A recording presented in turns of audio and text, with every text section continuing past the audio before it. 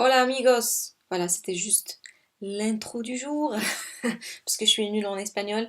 Mais vous l'avez bien deviné sur le titre, je vous réserve une panoplie de recettes à la mexicaine, une table mexicaine bien variée, idéale pour l'été, pour recevoir du monde, pour déguster de très bons plats. Donc on commence tout de suite avec la recette du guacamole. C'est quoi? C'est une petite sauce qu'on peut déguster avec des nachos.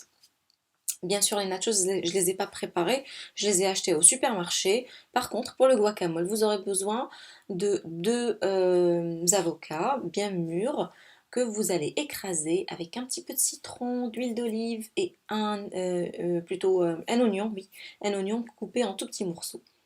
La recette originale, c'est d'écraser à la fourchette et non pas de mixer le tout. Puis vous allez rajouter une petite tomate coupée en tout petits morceaux.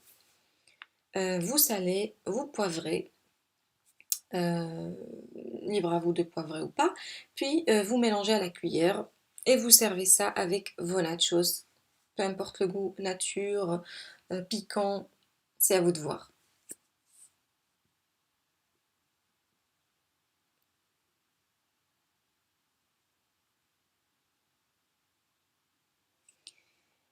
Je vais aussi préparer une deuxième sauce pour accompagner mes nachos, qui sera la sauce cheddar, très très riche, bien gourmande.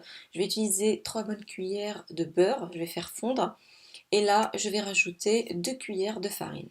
Donc, je vais faire dorer ma farine sur feu moyen, euh, de façon à obtenir, on va dire que c'est comme une béchamel. Voilà. Sauf qu'à la fin, on va rajouter du fromage cheddar, on va le faire fondre. Donc voilà, on laisse dorer un tout petit moment jusqu'à ce qu'on sent cette odeur de beurre et de farine. Ensuite, on va rajouter du lait petit à petit, environ 2 verres de lait sur feu moyen et on continue à mélanger avec le fouet pour éviter d'avoir des grumeaux et avoir une sorte de béchamel bien lisse.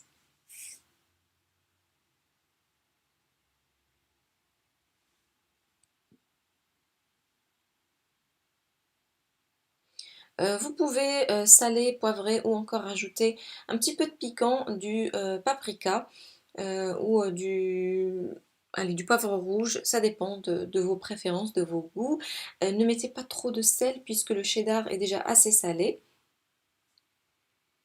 Et là, je viens rajouter environ 200 grammes de cheddar râpé. Je fais fondre le tout et voilà, une fois fondu, c'est prêt à être dégusté avec de délicieux nachos.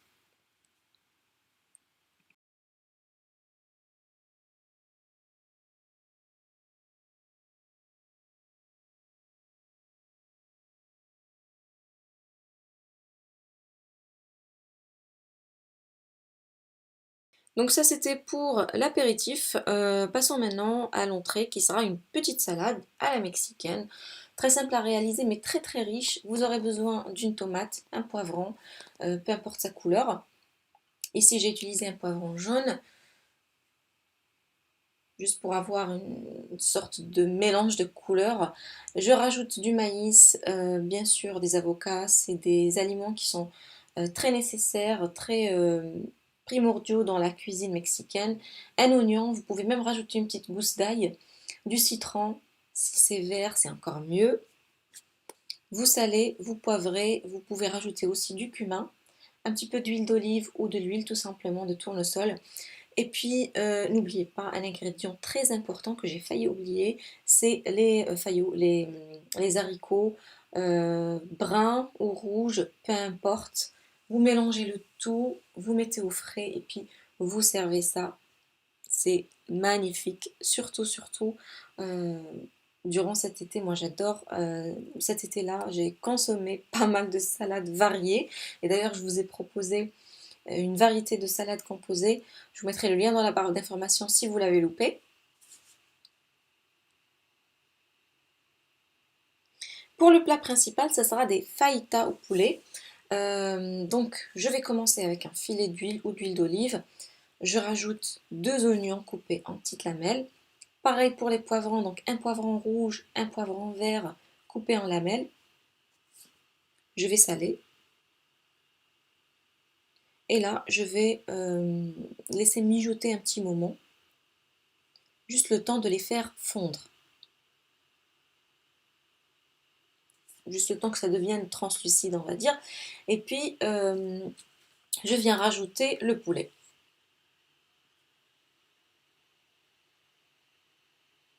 Voilà, donc là pour le poulet, je vais utiliser un filet de poulet que j'ai coupé en petites lamelles, comme ceci, comme vous pouvez le voir.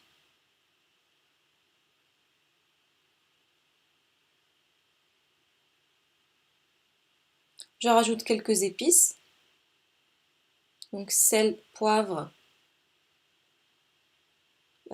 surtout origan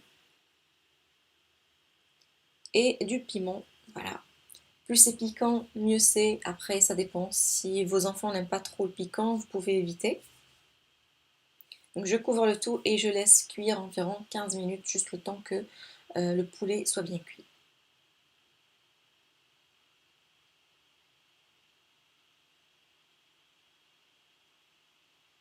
Donc ma table est prête.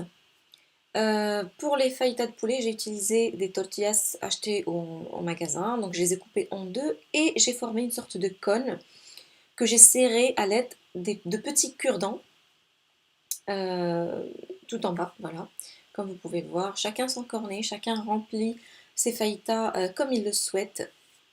Voilà, j'espère que mes recettes vous auront plu. Et puis petit bonus, à la fin de cette vidéo, je vous montre comment je réalise mon Virgin Mojito. Donc c'est une boisson très fraîche, agréable, surtout pendant l'été. J'utilise 1 litre environ de jus de pomme. Vous pouvez acheter du bio fait maison au supermarché ou encore le faire à la maison avec des pommes tout simplement en les passant à la centrifugeuse.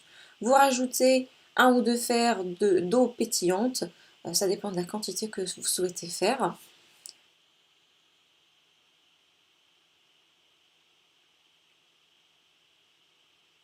Puis vous rajoutez le jus de 4, 5, 6 citrons, ça dépend de leur taille. Surtout les citrons verts, c'est les mieux adaptés pour le Virgin Mojito. Ici, je rajoute un petit peu de sucre roux, donc environ 2 à 3 cuillères. Ça dépend des goûts. Certaines personnes aiment bien sucré, d'autres non. Et l'ingrédient principal, c'est bien sûr des feuilles de menthe. Il ne faut jamais faire un Virgin Mojito sans de la menthe.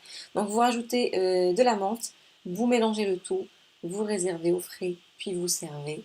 C'est juste une tuerie, très très très rafraîchissant.